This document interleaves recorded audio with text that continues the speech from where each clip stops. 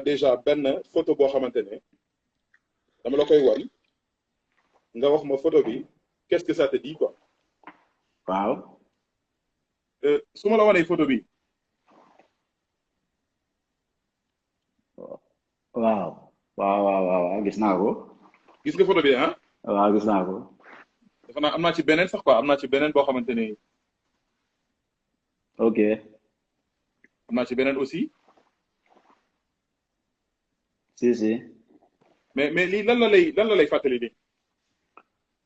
waaw lii moom li may fàttali moom mooy lu ñëpp a xam. c'est ça. lu ñëpp a xam déjà xam nga. Mhm, moment 2016 boobu dafa doon moment bu difficile dafa doon moment bi nga xamante ne nii. mhm.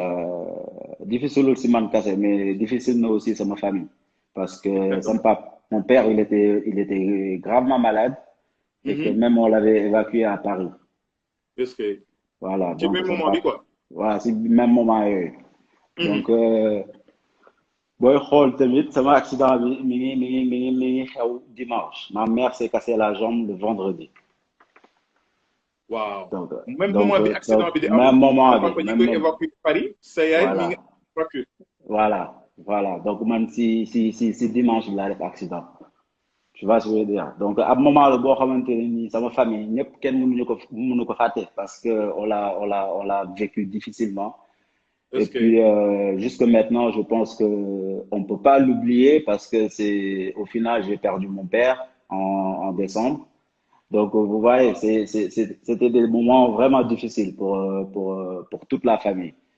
Mais par rapport à l'accident, comment je l'ai vécu, c'est simple. Je rentrais juste de l'aéroport Heathrow dans les Mhm, coups de midi 13 heures et qu'il y a quelqu'un qui est venu sur ma route et me percuter, vraiment. Et que ce mhm. qui m'a sauvé, c'est juste les barrières et le poteau. Les lampadaires là que tu vois sur mooy si oto l'autoroute. bi dal noonu quoi. Voilà, fi oto bi dal noonu. Donc, c'est comment la voiture a tapé. Mhm, Auto bi, la porte est venue coincer sur ma jambe. Donc, ce qui a fait que j'ai eu une fracture fémur et une mhm. fracture à la mâchoire. De tout ça, j'étais conscient, tu savais. Donc, Waaw. j'avais pas encore réalisé, mais subitement, il y a quelqu'un qui est venu dans la voiture. Tu vois ce que je veux dire? Qui est venu dans Mhm. la voiture et il est en train de me dire, non, pape, fais rien, ne touche à rien, reste avec nous, des trucs comme ça. Donc, je suis resté Est-ce avec que eux. J'ai attendu que les secouristes viennent et fallait qu'ils coupent la voiture, le toit de la voiture pour pouvoir si sortir. Tu vois ce que je veux exactement dire? moo Pour nekk pas nii quoi moo faire, nekk gis poids bi moo voilà, nekk noonu. c'est ça qui a rendu moche la voiture d'ailleurs. Tu vois, quand les gens voient les images. Donc, quand je suis Non, j'avais sorti, cru que accident bi moo tax peut-être toit bi dañ quoi parce que après man je me suis dit que ni mais accident bi moom nan la mën a teggee toit wu oto quoi kon gars yi ñoom ñoo dagg toit bi. waaw, ñoo dagg toit bi pour pouvoir me sortir sans faire de damage quoi, sur ma jambe ou sur ma mâchoire.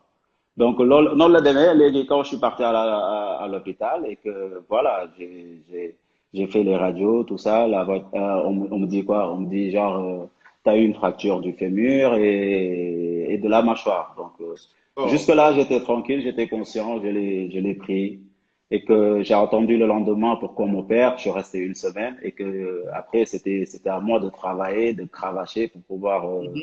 me remettre en état et reprendre le football. Mais c'était une période vraiment difficile pour toute la famille. Mais pas au fait au même moment bi accident di am moment Hmm. boobu noonu ci nga yëg ne sa yaay dafa tànkam dafa damm en plus que sa papa ñi ngi ko évacuer Paris ci même moment boobu yow Non, yaa ngi nekk je sur le l'ai choc quoi. su je l'ai su le lendemain, avant qu'on Mhm, m'opère même d'abord. Parce que, tu vois, je suis arrivé à l'hôpital le dimanche, l'après-midi. Le mhm, lendemain, qui était lundi, j'ai eu les appels de ma mère et que j'ai su ça et que le mardi, on devait m'opérer. mhm. C'est là où je suis rentré en bloc pour pouvoir qu'on m'opère. Waaw. Mais comment tu as vécu déjà tragédie boobu noonu xam nga par rapport ak sa carrière c'était en septembre 2016 je crois hein? Mhm. Ouais, ouais. Donc je crois que tu es revenu sur le terrain ban moment nga ñëwaat ci terrain bi. Ouais, maa ngi ñëwaat un an après. Un Un an an après après, quoi. voilà, on a après la ñëwaat, commencer vraiment à m'entraîner, commencer à me sentir vraiment bien, même s'il y avait encore du travail à faire parce que ça vient pas facilement. Il fallait travailler, il fallait franchir des paliers. Et Mhm. puis voilà, je remercie le bon Dieu parce qu'aujourd'hui, je me sens vraiment en forme. C'est comme si j'ai pas eu l'accident. C'était ça le plus important, la santé.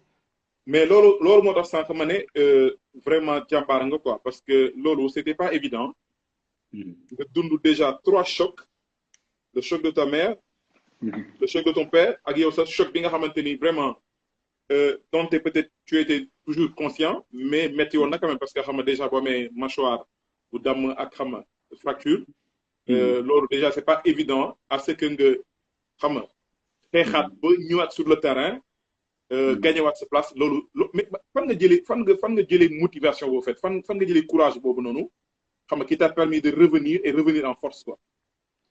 waaw courage boobu fi ma ko jëlee mooy juste sama entourage parce Mhm, que tout un Africain, un jeune, il rêve de devenir professionnel. Donc quand on te mhm, dit tu as une fracture à la jambe et que c'est possible, c'est mhm, peut-être possible que tu rejoues pas au football et que tu as envie de jouer au football, je pense que tu vas donner tous les moyens pour pouvoir revenir et garder ta forme parce que quoi qu'on dise, c'est toi qui sens ton corps, c'est toi qui sens tes sensations et que si tu te sens vraiment bien et capable d'aller chercher plus haut, pourquoi pas? mhm. C'est comme ça. Et que je voulais aussi revenir pour montrer à ma famille que voilà, c'est pas fini, je vais être là, je vais continuer à jouer au football et vous allez continuer à me regarder à la télé. J'avais cette envie aussi de faire ça et de leur montrer que voilà, que je rejoue au football. Et parce que xam naa di nga ni fan laa ko loxotee quoi ah léegi su ma la wanee photo bi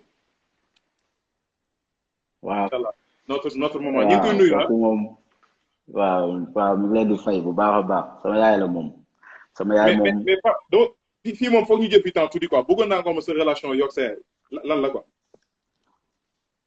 waaw, gis nga, man damay wax ne Mhm, yaay dafa am solo, dafa am importance si man parce que man sama yaay ku ma jàppale la ku may ñaanal la bés bu ne bés bu ne munuma munuma oo téléphone te ñaanaluma donc sama yaay dafa bokk ci man dafa bokk ci yenn cadre bi nga xamante ne nii c'est inexplicable parce que ku xam yaay lu muy jariñ rek war nga fonk sa yaay donc man sama yaay mhm. moom aw ma kenn ku dul moom donc en Ndeysaan tout cas moom laa fi dese en plus yàlla na ko yàlla may ay gudd fan wér ba muy nekk sama ginnaaw parce que je me sens pas je me sens vraiment protégé quoi tu vois sur tout ce c'est qui ça peut arriver voilà. mais lan ngay wax ñi nga xamante ni par exemple amuñu yaay actuellement nii quoi ñi nga xamante ne seen yaay dafa dudd xam nga yow mi nga xamante ni tu as la chance xam nga de rester avec ta mère comme ni nga ko waxee léegi xam nga tu te sens protégé mais ñi nga xamante ni tey xam nga amuñu yaay lan ban message nga leen di wax. waaw gis nga man message bi ma leen di lancer rek mooy d'encouragement parce que c'est pas facile. Parce que Mhm, si vous entendez tout le bon sens que je pouvais dire pour ma mère et qu'il y a des mhm, malheurs, c'est vraiment touchant. Parce que mhm. ñun ñëpp xam nañ l'importance bi ci yaay. Donc, Dëgg di leen ñaanal yàlla rek ñu garder courage, de continuer di vraiment essayer de faire ce qu'ils peuvent quoi, amiin pour waay. garder la foi surtout et aller de l'avant parce que la vie continue aussi. Mhm. Am na solo am na solo Euh, maa ngi lay wanaat beneen photo boo xamante ne vraiment photo bu daw yaram la quoi Hmm. waaw photo bi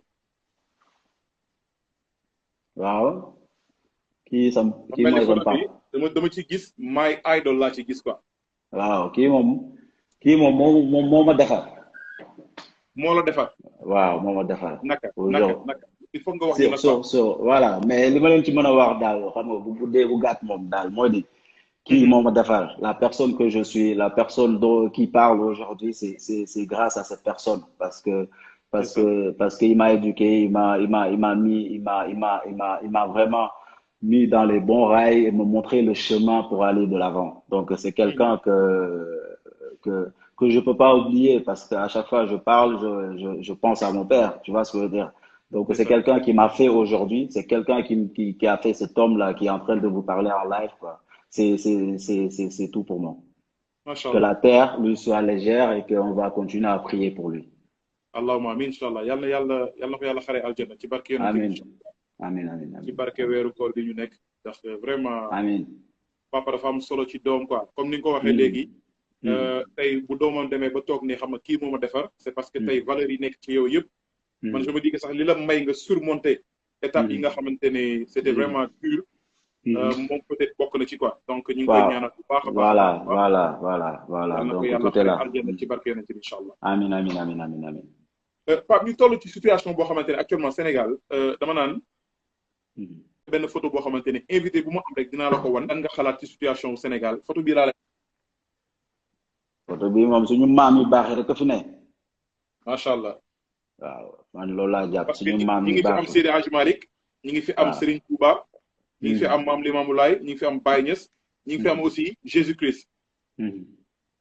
moo tax ma ne la ñun suñu maam yi rek lañ fa photo yi suñu maam yu baax yi rek laa fa gis parce dëgg la que ñun ñëpp benn lañ bañ demee ba nekk di wuyoo doomu aadama moom loolu moom wane na tout parce que benn tur la donc li ma mën a jàpp ci loolu rek mooy ñun ñëpp buñ boolooyee doon benn ñaan yàlla mën na si def xéewal parce que loolu aussi ëpp importance parce que xol yu booloo doon benn loolu kenn mënula leen dara dañuy ñaan yàlla suturaal ñu et dafal ñu jàmm tamit si dëkk yëpp parce que loolu ëpp important xam nga mais li ma gis lii mooy loo xamante ne nii ñun ñëpp buñ boolooyee mën leen doon benn parce que ñun ñëpp ay doomu aadama lañ. dëgg la am na solo instant bii nii Pape